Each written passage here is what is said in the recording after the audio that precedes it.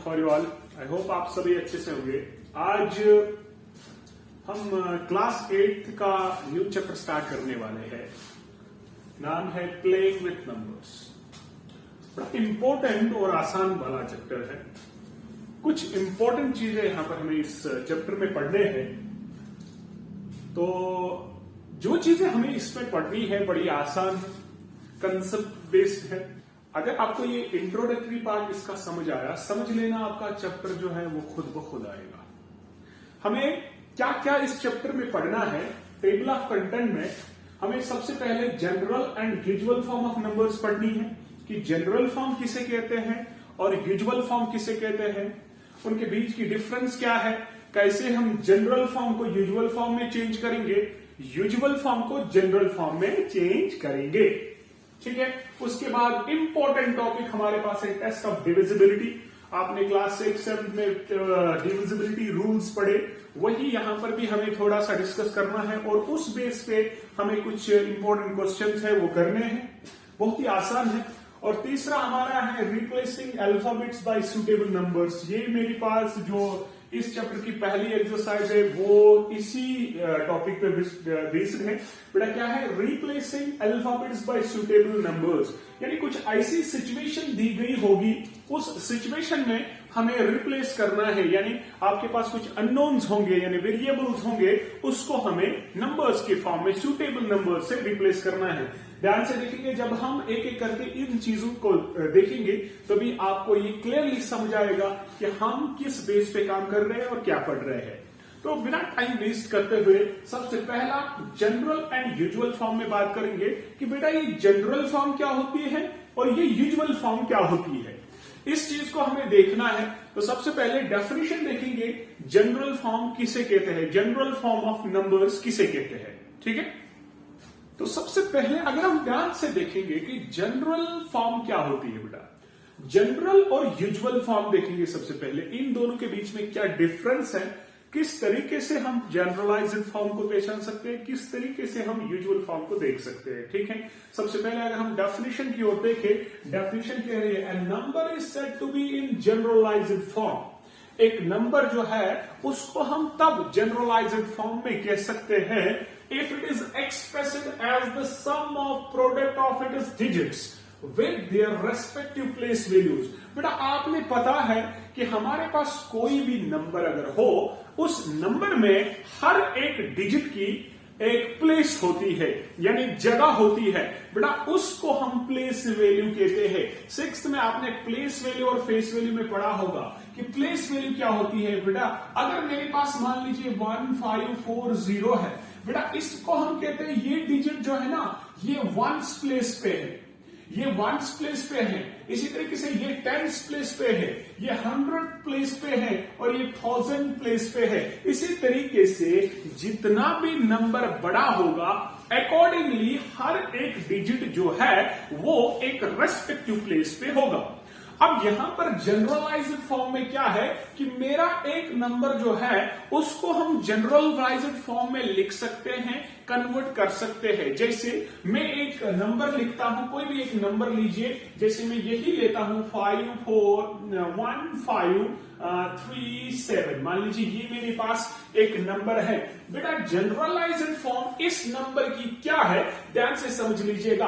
अब मैं आपको पता है ये 1s प्लेस है, ये 10s प्लेस है, ये 100 प्लेस है, ये 1000 प्लेस है। बेटा ये 1000 प्लेस है, ये 1s प्लेस है। तो हम इसको अगर हम एक्सपैंड करेंगे यानी जनरलाइज्ड फॉर्म में लिखेंगे, कह रहे हैं जनरलाइज्ड फॉर्म जो है वो होती है sum of the product of its digits. यानी जो मेरे पास ये डिजिट्स हैं, इन डिजिट्स का सम, लेकिन उन सम में प्रोडक्ट जो है वो उनके रेस्पेक्टिव प्लेसेस से होगी, प्लेस वैल्यू से होंगे। मतलब कि मेरे पास ये जो नंबर है 1530, इसको मैं ऐसे एक्चुअल में लिखता हूं 7 into 1 प्लस 10 प्लेस पे है मैं लिखता हूं सीधे 3 into 10 प्लस 100 प्लेस पे है बेटा मैं सीधे लिख रहा हूं 5 into 100।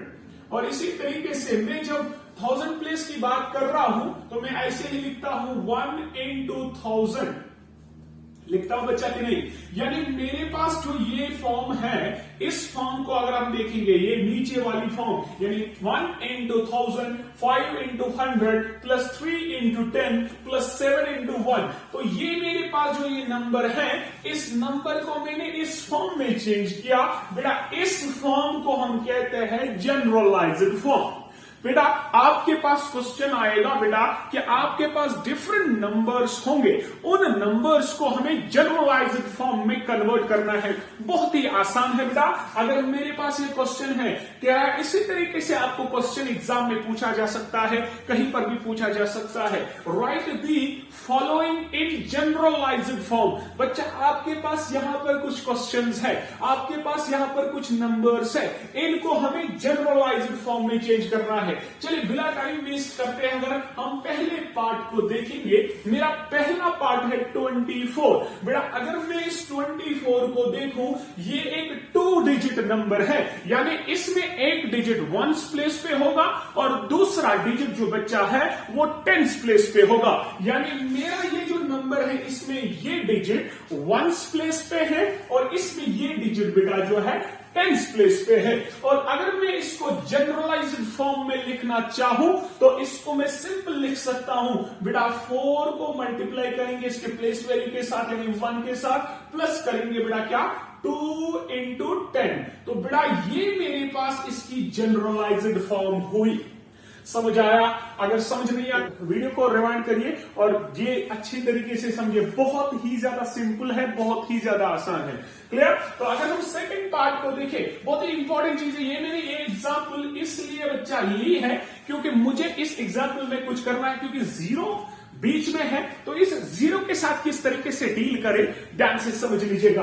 अगर मैं दूसरी की बात करूं यानी बी पार्ट में देखूं, मेरे पास बच्चा है 606, तो यहां पर भी हर एक नंबर की, हर एक डिजिट की एक प्लेस है, चाहे मेरे पास 0 है चाहे 1 है, सारे डिजिट्स हैं और सारे बच्चा सारे प्लेसेस का, सारे डिजिट्स का एक प्लेस है। जैसे ये 1s प्लेस, ये 10s प्लेस, ये 100s प्लेस। तो अगर मैं इसको लिखूं तो मैं लिख रहा हूं 6, इसको 1s प्लेस यानी 1 के साथ मल्टीप्लाई करते हैं, प्लस लिखेंगे 0, लेकिन ये 10s प्लेस का साथ है, इंटू 10 करते हैं, प्लस 100 प्लेस के साथ है, तो मैं लिख रहा हूं 6 into 100।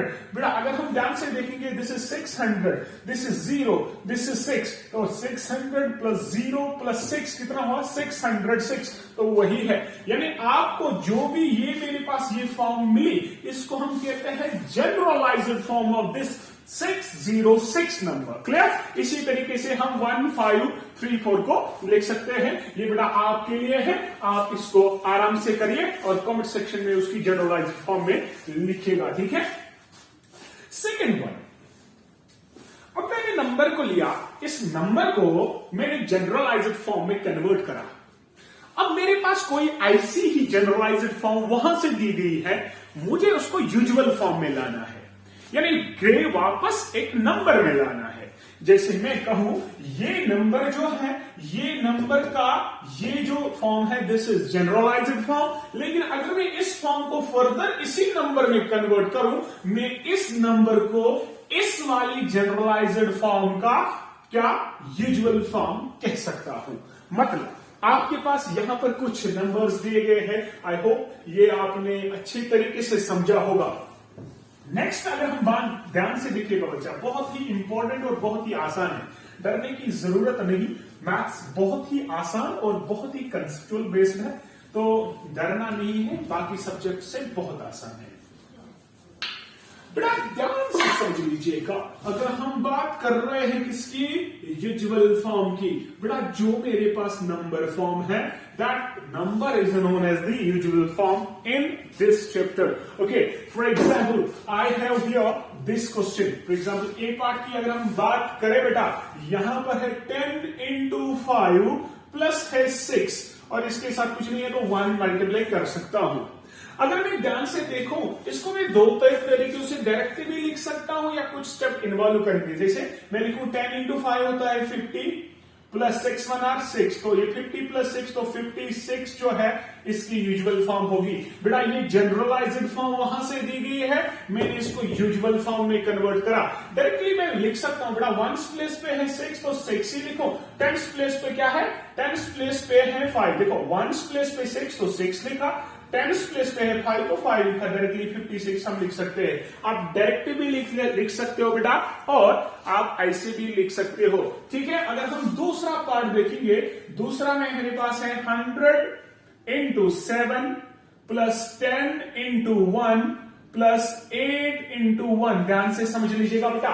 अगर हम इसको देखेंगे हम डायरेक्टली भी कर सकते हैं, जैसे वंस प्लेस पे 8 है तो लिखा वंस प्लेस पे 8, टेंस प्लेस पे 1 है तो टेंस प्लेस पे 1 लिखा, 100 प्लेस पे 7 है तो 7 लिखा, 718 जो है इसकी जो है यूजुअल फॉर्म होगी। बेटा ये जनरलाइज्ड फॉर्म है, ये इसकी यूजुअल फॉर्म है, क्लियर। और ध्यान से देखिएगा, ये एग्जाम्पल मैंने इसलिए ली है, कभी कभार आपको वेरिएबल भी मिलेगा बच्चा, तो उस टाइम डरना नहीं है, बहुत ही आसान है बेटा। अगर हम तीसरे पार्ट को देखेंगे, जैसे मेरे पास है 100x plus 10 into Y plus बेटा है बी, ठीक है। तो अगर हम ध्यान से देखेंगे सीधे वंस प्लेस पे क्या है, यानी इंटू 1 है ना बेटा, समझ आ रहा है कि नहीं। अब यहां पर देखो वंस प्लेस पे बी है तो वंस प्लेस पे मैं बी लिखूं, टेंस प्लेस पे कितना वाई तो वाई लिखूं, 100 प्लेस पे कितना तो एक्स लिखूं, तो एक्स वाई बी जो है इस जनरलाइज्ड फॉर्म की जो है यूजुअल फॉर्म बन गई। देखो वंस प्लेस पे ये, टेंस प्लेस पे ये, 100 प्लेस पे ये, वंस प्लेस के साथ 1 मल्टीप्लाई किया प्लस टेंस प्लेस के साथ y यानी मल्टीप्लाई किया और 100 प्लेस के साथ x मल्टीप्लाई किया। So this is called the usual form of this given generalised form. So this is the first topic, general and usual form of numbers. I hope ये बहुत ही अच्छे से आपने क्लियर किया होगा बेटा। अगर ये क्लियर नहीं है, वीडियो को रिवाइंड करके ये देखिए, ये बहुत ही ज्यादा इंपॉर्टेंट है, बहुत ही आसान है मेरा बच्चा, तो डरना नहीं है बेटा। सेकंड टॉपिक की बात अगर हम करें, that is test of divisibility. Okay, test of divisibility. बेटा इस टेस्ट ऑफ डिविजिबिलिटी से पहले हम तीसरा टॉपिक जो हमने कंटेंट में लिखा था, that is replacing alphabets by suitable numbers. ये बहुत ही आसान है और बहुत ही ध्यान से दिखेगा बेटा। सेकंड टॉपिक जो हमारे इस कंटेंट में था, that is test of divisibility. Test of divisibility जो है उसको हम इसके बाद पढ़ेंगे। पहले हम replacing alphabets by suitables number पढ़ेंगे बेटा। ये बहुत ही इंपॉर्टेंट है इस चैप्टर के लिए, क्योंकि पहली एक्सरसाइज में जितने भी क्वेश्चंस हैं बच्चा वो इसी टॉपिक पे आपको मिलेंगे, बहुत ही आसान है, ठीक है। तो सबसे पहले देखेंगे कि एक्चुअल में क्वेश्चन में करना क्या है। आपको बेटा एक आइडेंटिटी, ये मेरे पास एक मैथमेटिकल ऑपरेशन होगी, यानी उस ऑपरेशन के बेस पे आपको क्वेश्चन होगा। जैसे यहां पर इस क्वेश्चन की अगर हम देखेंगे, यहां पर एडिशन का क्वेश्चन है, यहां पर मल्टीप्लीकेशन का क्वेश्चन है, यहां पर एडिशन का क्वेश्चन है, ठीक है। तो आपको कोई भी क्वेश्चन इसी प्रकार के मिलेगा, इसी तरीके से मिलेगा बेटा। उसमें आपके पास कुछ अननोन्स होंगे, यानी कुछ वेरिएबल्स होंगे, चाहे वो एक्स वाई की फॉर्म में हो, ए बी की फॉर्म में हो, पी क्यू की फॉर्म में हो, जैसे होंगे अल्फाबेट्स होंगे। ध्यान से अगर हम इस नंबर की ओर देखें, सबसे पहला एडिशन वाला क्वेश्चन है बच्चा, जिसमें मेरे पास x अननोन है। हमें इस x का वैल्यू फाइंड करना है कुछ जो है सूटेबल नंबर से। बड़ा बहुत ही आसान है।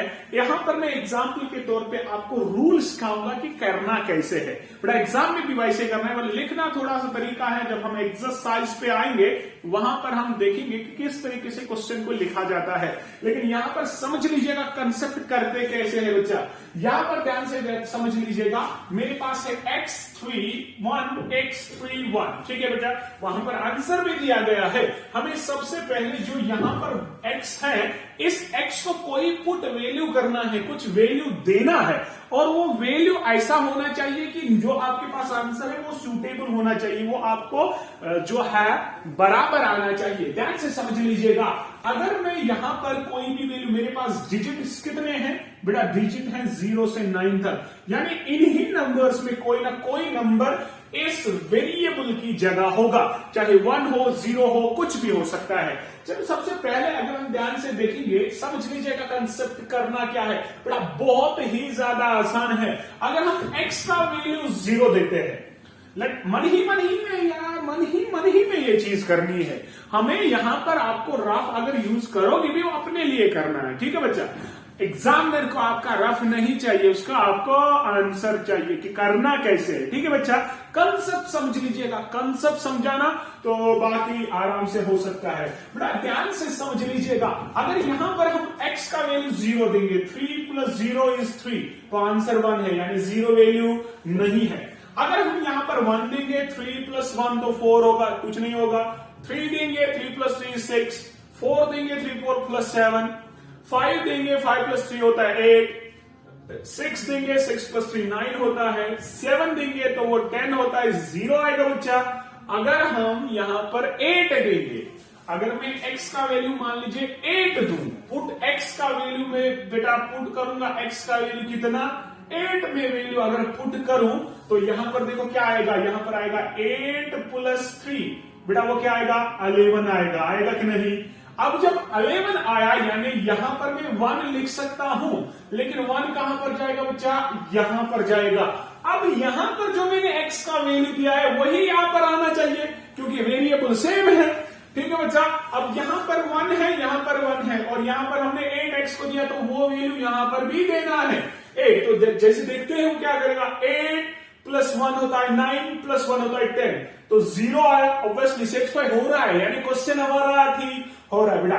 0 लिखा, 1 कहां पर कैरी चढ़ा कि नहीं। अब देखिए 3 + 1 होता है 4, 4 + 1 = 5, यानी मेरे पास x का वैल्यू क्या है 8 है। चलो देखते हैं यार, अगर हमने 8 वैल्यू दिया, क्या ये एडिशन सेटिस्फाई हो रहा है, यानी सिंपली हमने x का वैल्यू जो बच्चा है वो रिप्लेस किया किससे, 8 नंबर यानी 8 डिजिट से, यानी मेरा क्वेश्चन जो है वो बन गया इस तरह 3 1, x की जगह मैंने 8 दिया और यहां पर 1 है और 8 है और 3 है बेटा, वो आंसर क्या आना चाहिए 501 जो वहां से दिया गया है। 8 + 3 होता है 11, 1 1 कैरी, 8 2 होता है 10, 0 1 कैरी पे चढ़ेगा, 3 1 4 होता है और 5 होता है 501, यानी मेरा क्वेश्चन सेटिस्फाई हुआ। मैंने एक वेरिएबल को एक अच्छे सूटेबल नंबर से, सूटेबल मतलब जो इसमें एग्जिस्ट होगा, जो यहां पर लगेगा बच्चा, तो वहां पर मैंने 8 से इसको रिप्लेस किया, तो इस तरीके से मेरा क्वेश्चन जो है वो क्लियर हुआ।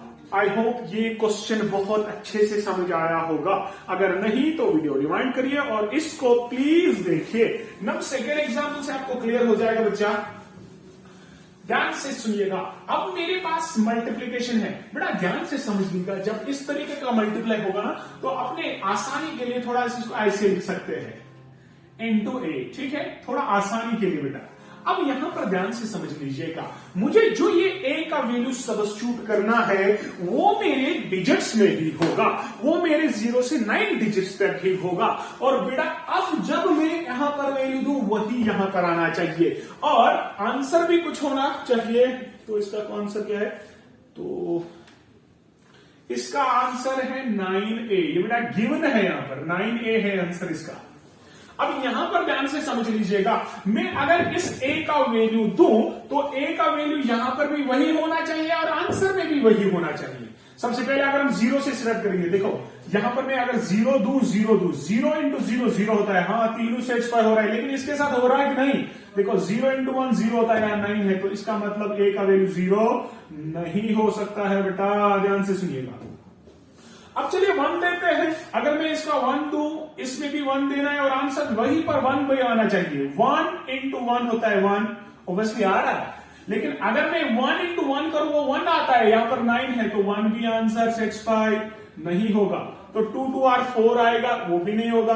3 3 r 9 आएगा, वो भी नहीं आएगा, क्योंकि तीनों जगह सेम आंसर आना चाहिए बच्चा। अगर मैं 5 दूं तो 5 5 r 25, हाँ यहां पर आ सकता है, देखो 5 का वैल्यू अगर मैं दूं तो 5 5 r 25, यानी 5 2 कैरियर आया, 5 1 r 5 6 और 7, यहां पर 75 आया, लेकिन यहां पर 9 है तो इसका मतलब a का वैल्यू 5 भी नहीं है। चलिए अगर हम 6 का वैल्यू देंगे, for example 1a into a देना है बेटा, और आंसर मुझे 9a आना चाहिए। चलिए अगर हम a का वैल्यू 6 देंगे, तो अगर मैं यहां पर 6 वैल्यू दूं, 6 आर 36, बिल्कुल 6 आ रहा है, लेकिन 3 के एरियर चलेगा। 6 1 आर 6 और 3 कितना हुआ 9, तो 96 आंसर आया। यानी यहां पर a जो है वो वैल्यू भी मिल रहा है, और साथ साथ इस 9 के साथ भी बेटा 65 हो रहा है। इट मींस कि मेरा ये क्वेश्चन का आंसर जो है a का वैल्यू मेरे पास 6 आएगा। जब a का वैल्यू मैं यहां पर 6 दूं, तो मेरा क्वेश्चन जो है 65 होगा। यानी मैंने रिप्लेस किया एक अल्फाबेट को सूटेबल नंबर से। क्लियर? अरे समझ आ रहा है कि नहीं? ये बहुत ही आसान है बेटा, ये कोई टफ नहीं है। ठीक है बेटा, ध्यान से समझ लीजिएगा। फिर से और एग्जाम्पल लेते हैं ताकि आपका कंसेप्ट बच्चा जो है वो क्लियर हो जाए, वो क्लियर हो जाए। ठीक है, जैसे मेरे पास तीसरी एग्जाम्पल यहां पर है, ध्यान से सुनिएगा। अब अगर मैं यहां पर देखो, यहां पर z वेरिएबल है, x है, y है और w है। ठीक है बेटा, ये मेरे पास अननोन्स है, ये मेरे पास वेरिएबल्स है, इनको सूटेबल नंबर से हमें बेटा क्या करना है, रिप्लेस करना है। ध्यान से सुनिएगा।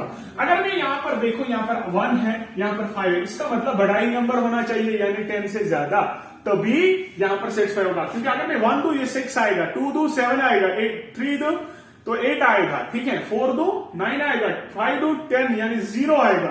लेकिन अगर मैं इसको 6 दूं, अगर मैं z का वैल्यू बेटा 6 देता हूं, जरा देखो z का वैल्यू 6 दिया, 6 प्लस 5 कितना 11। अरे होता है कि नहीं?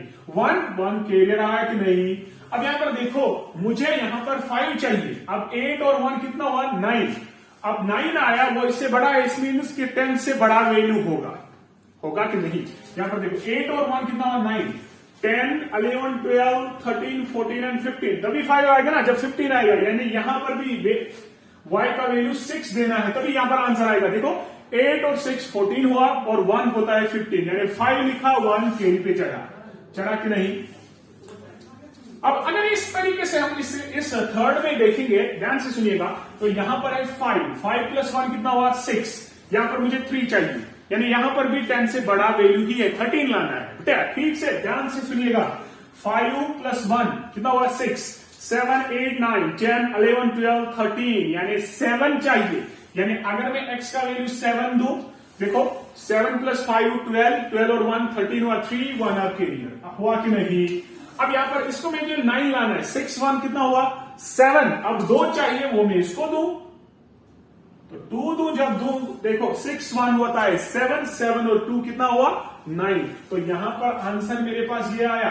इसका मतलब कि यहां पर मेरे पास z का वैल्यू 6 आया, बेटा y का वैल्यू 6 आया, और x का वैल्यू 7 आया, और इसी तरीके से w का वैल्यू 2 आया, और ये वैल्यूज मुझे चाहिए। तभी मेरा क्वेश्चन जो है, इसमें हम अननोन्स का वैल्यू आराम से फाइंड कर सकते हैं। ठीक है, समझ आ रहा है कि नहीं? ये हमारा दूसरा टॉपिक था प्लेइंग विथ नंबर्स का। बहुत ही ज्यादा आसान है बच्चा, बहुत ही ज्यादा आसान। ठीक है, बहुत ही ज्यादा आसान है। इसमें ये चीजें हम कर सकते हैं। ठीक है, तो तीसरा टॉपिक हमारे पास जो इसमें है, that is test of divisibility. ये बहुत ही ज्यादा इंपॉर्टेंट है। क्लास 7 से आप लोगों ने ये पढ़ा होगा कि टेस्ट ऑफ डिविजिबिलिटी क्या है बच्चा। टेस्ट ऑफ डिविजिबिलिटी बहुत ही आसान है। तो बड़ा next third topic important topic है बच्चा, इंपॉर्टेंट, बहुत ज्यादा इंपॉर्टेंट है, क्योंकि सेकंड एक्सरसाइज के जितने भी क्वेश्चंस हैं या इसके रिलेटेड जितने भी क्वेश्चंस हैं वो इन रूल्स पे डिपेंड है। ठीक है बेटा, डायरेक्टली अगर हम डिवीजन करें तो टेस्ट ऑफ डिविजिबिलिटी क्या है, ये कुछ रूल्स है बेटा, कुछ ट्रिक्स है जिससे हम डायरेक्टली डिवाइड करने के बगैर ही बोल सकते हैं whether the given number is divisible by that number और नॉट।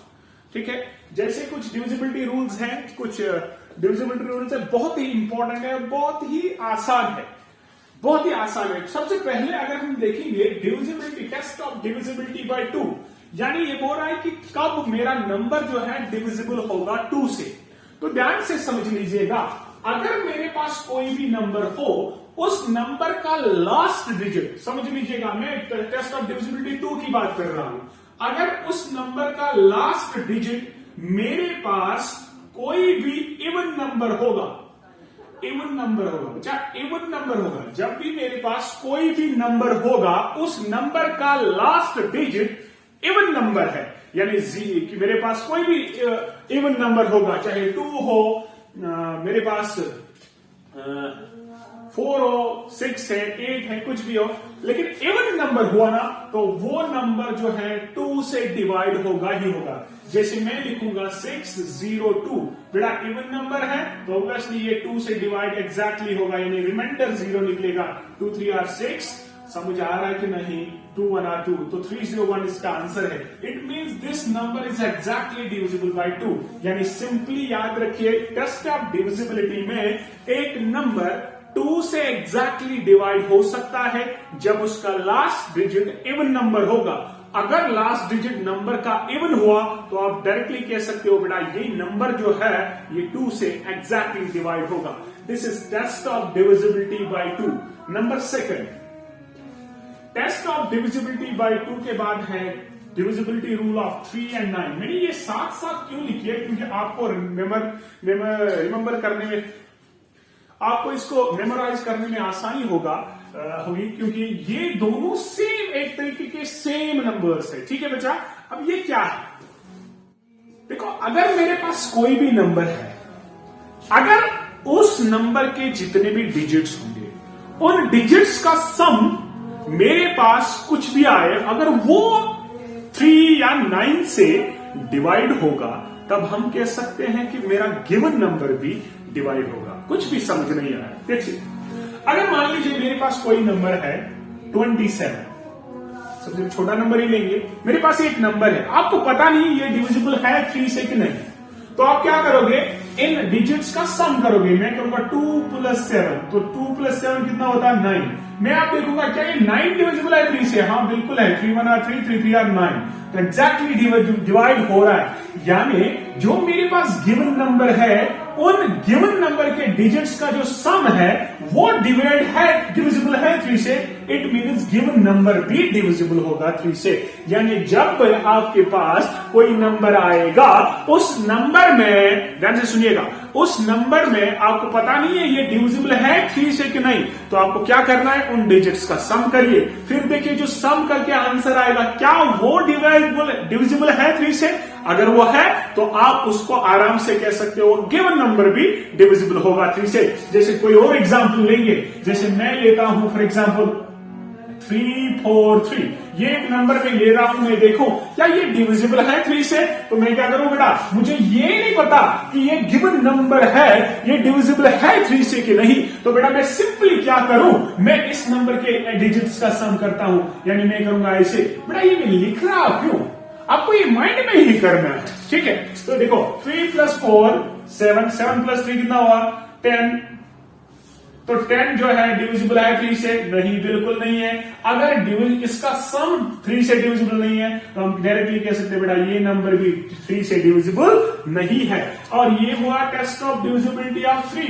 बेटा 9 भी सेम है कि आपके पास अगर कोई नंबर है, अगर आपको बोला गया जरा बताइए क्या ये डिविजिबल है 9 से, तो बेटा याद रखिएगा एक नंबर तभी डिविजिबल होगा 9 से जब उनके सम डिजिट्स का सम डिविजिबल होगा 9 से। सेम प्रोसीजर है जैसे हमने 3 में किया वैसे ही 9 में। जैसे फॉर एग्जांपल 27 की ही बात करें, मैं बोलूंगा जरा मुझे बताइए 27 आपके पास डिविजिबल है 9 से? हाँ मुझे पता है 9 3 27, बट मैं देखना चाहता हूं तो मैं सिंपली करूंगा इसका सम 2 + 7 देखूंगा 9। हाँ 9 डिविजिबल है 9 से? हाँ है, तो इसका मतलब ये गिवन नंबर भी डिविजिबल होगा 9 से। समझ आ रहा है कि नहीं? ओके, जैसे मैं कोई और नंबर देख रहा हूं फॉर एग्जाम्पल 2012, ये मुझे देखना है क्या ये 9 से डिविजिबल है, तो मुझे ये नंबर बड़ा लग रहा है तो मैं सम करूंगा 2 + 0 + 1 + 2, इसका सम 2 + 2 4, ये होता है 5। तो 5 जो है 9 से डिविजिबल नहीं होगा। इट मींस कि ये गिवन नंबर भी डिविजिबल 9 से नहीं होगा। लेकिन एक चीज मुझे बताइए बेटा, क्या ये 2 से डिवाइड है, डिविजिबल है? हाँ बिल्कुल है। क्यों? क्योंकि इसके वंस प्लेस पे क्या है बेटा?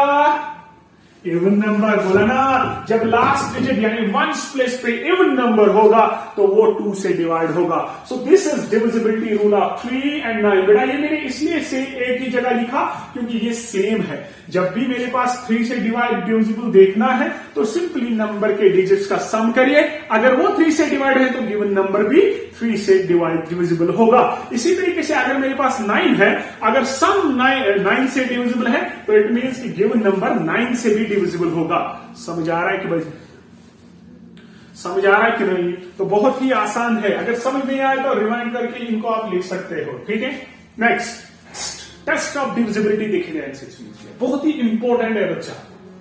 मेरे पास एक test of divisibility by 4 and 8, 5 and 10। ये मैंने साथ साथ क्यों लिखी? क्योंकि इनके बीच में थोड़ी सी कुछ रिलेशंस हैं, कुछ सेम क्वांटिटीज हैं, तभी मैंने साथ साथ लिखा ताकि आपको याद करने में आसानी होगी। जैसे 3 and 9 में सेम था, 3 and 9 में सेम है, तो 2 में अलग है, 2 में अलग दिखा है। जैसे मेरे पास टेस्ट ऑफ डिविजिबिलिटी बाय 4 है, सबसे पहले अगर हम 4 देखेंगे और साथ साथ में 8 की भी हम देखेंगे।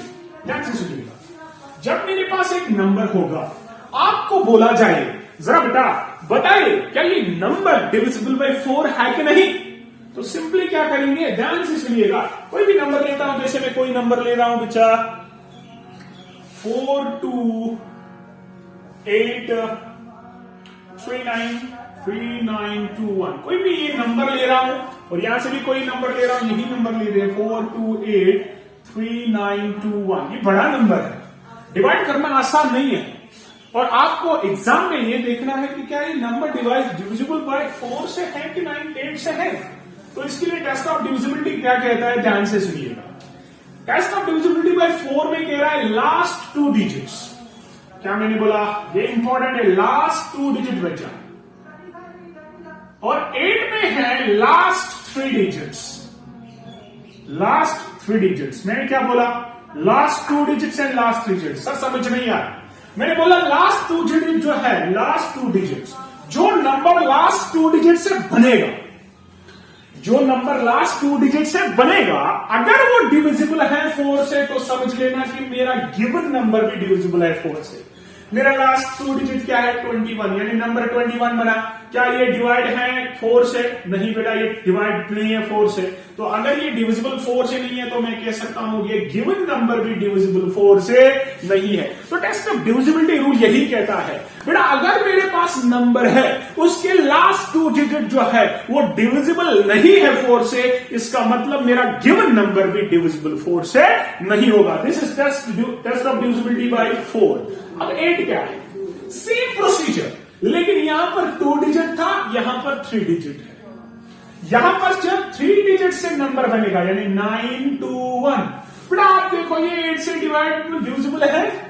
अगर डिविजिबल 8 से ये नंबर है ना, तो समझ लेना कि मेरा गिवन नंबर भी 8 से डिविजिबल है।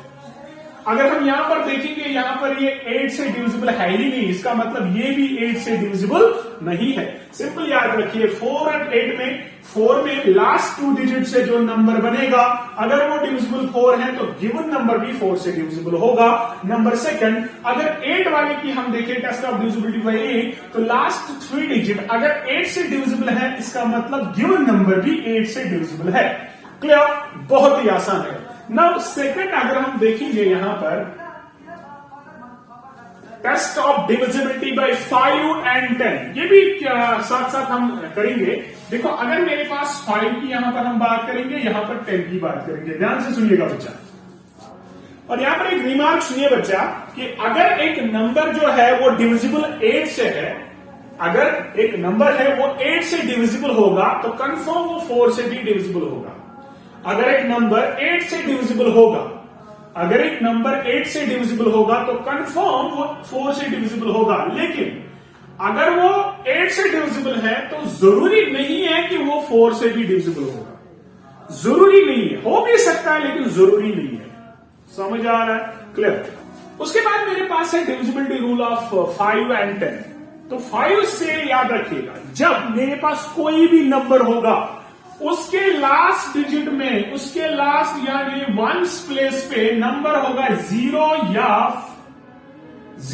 या 5। क्या मैंने बोला कि अगर मेरे पास एक नंबर है उसके यूनिट डिजिट में है 0 एंड 5, तब मैं कह सकता हूं वो नंबर जो है ना डिविजिबल होगा 5 से। सर समझ नहीं आया, मैंने बोला लिखूंगा, मैंने फॉर एग्जांपल 500, लास्ट डिजिट क्या है 0, तो मैं कह सकता हूं बेटा ये 5 से डिविजिबल होगा, कंफर्म होगा, 5 1 5 5 25 0, तो ये मेरे पास डिविजिबल है 5 से।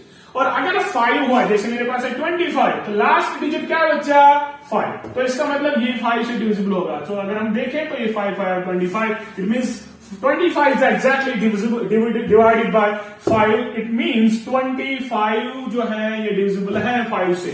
तो क्लियरली याद रखिए, जब मेरे पास एक नंबर होगा, उस नंबर का लास्ट डिजिट 0 या 5 हुआ, उसका मतलब वो गिवन नंबर 5 से डिवाइड होगा ही होगा। और मेरे पास 10, अगर लास्ट डिजिट मेरे पास 0 हुआ, मैंने क्या बोला, अगर लास्ट डिजिट क्या हुआ 0, तो कंफर्म वो 10 से डिवाइड होगा। जैसे मैं लिखूंगा 1000, बेटा लास्ट डिजिट क्या है 10 से, तो 10 से डिवाइड करो, दिस एंड दिस कैंसिल, तो 100 आया कि नहीं। इसका मतलब कोई भी नंबर जब उसके लास्ट डिजिट में 0 होगा, तो समझ लेना कि वो नंबर जो है ना 10 से डिविजिबल होगा कि नहीं। अरे समझ आ रहा है कि नहीं। तो इससे हमने 4 का भी डिविजिबिलिटी रूल पढ़ा, और इसके साथ साथ 8 का डिविजिबल रूल पढ़ा, और इसके साथ साथ मैंने 5 और 10 का भी डिविजिबिलिटी रूल पढ़ा कि नहीं। अरे बोलो पढ़ा कि नहीं।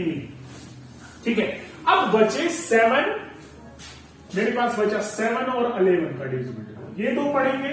तो इस चैप्टर का इंट्रोडक्टरी पार्ट वहीं पर समाप्त होगा। फिर नेक्स्ट में हम देखेंगे डायरेक्टली क्वेश्चंस क्या होंगे। ठीक है बच्चा, पहले मैं 7 का दिखाता हूं। देखो 7 का बड़ा इंपॉर्टेंट है, आपको देखना है कोई भी number, tested divisibility rule of 7 जो है बेटा, इसको हम किस तरीके से लें। जैसे कोई मैं एग्जांपल लूं, आपको क्लियरली समझ आएगा। जैसे मेरे पास है 672, आपको बोला गया क्या ये 7 से डिविजिबल है, तो हम कर सकते हैं, लेकिन थोड़ा सा लंबा अगर नंबर आए तब क्या कर सकते हैं, तो रूल बताऊंगा। तो बेटा 7 का अगर है, तो वहां पर आपकी जो वंस प्लेस है, वंस प्लेस जो होगी उसको हम 2 से मल्टीप्लाई करते हैं, यानी डबल करते हैं। इसको डबल करेंगे, क्या करेंगे बच्चा, डबल, यानी 2 2 r कितना हुआ 4, यानी जो भी होगा उससे 2 को मल्टीप्लाई करना है, 2 2 r 4, बचा कि नहीं। तो यहां पर बचा कितना 67, क्या बचा बेटा 67। जो ये 67 बचा, इसको डबल किया, तो इनको माइनस करना है, क्या करना है माइनस। तो ये बना बेटा 67 माइनस करेंगे 4, वो कितना, अरे बोलना वो कितना, तो वो बेटा आया 63 आया 63। अब आप देखो क्या ये 63 डिविजिबल है 7 से कि नहीं। अगर ये डिविजिबल है 7 से, तो इसका मतलब गिवन नंबर भी डिविजिबल होगा 7 से। जैसे अगर हम 7 से डिवाइड करेंगे, 7 1 r 7 9 r 63, तो डिविजिबल है 7 से आराम से। इसका मतलब ये गिवन नंबर भी डिविजिबल होगा 7 से। मैंने क्या बोला, जो भी नंबर होगा उसके यूनिट प्लेस को डबल करिए, मल्टीप्लाई 2 करिए, और जो भी नंबर वहां से मिलेगा, यहां से जितने भी डिजिट्स बचेंगे उसको माइनस करिए वो नंबर, और जो भी नंबर मिलेगा उस नंबर को डिवाइड, देखो वो 7 से हो रहा है कि नहीं। अगर हो रहा है तो इसका मतलब गिवन नंबर भी डिविजिबल होगा 7 से।